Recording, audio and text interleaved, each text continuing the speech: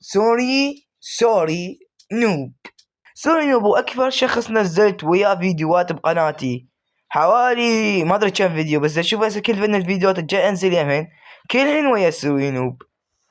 بدايتها من فيديو الباك رومز، من بدايته من هذا الفيديو إلى آخر فيديو بالقناة ويا سوري نوب. بس جماعة قبل يعني أكمل هسه الفيديو راح أقول هالشي. أول شي يعني إذا أعرف أنا الشخصيات أو اللاعبين راح أسوي بين شغلتين. الشغلة الأولى هي الحياة الصدقية، إنه يعني من صدق أحكي كل شي صدقي يعني، وثاني حياتي يعني الشغلة الخيالية اللي بفيديوهاتنا الجاي ننشر يعني الأشياء الغبية الخيالية.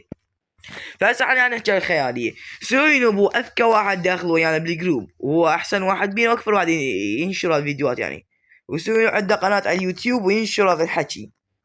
أما بالقصة مالت المعاقة، قصة مالت المعاقة، سوري نوب واحد من أغبى الشخصيات الموجودة، وسوري دوما يسوي تفاهات ودوما يحط برجين وطيارة يعني تفهموا وش قصدي. فطبعا دوما سوري نوب يعني يسوي تفاهات وهذا الحكي.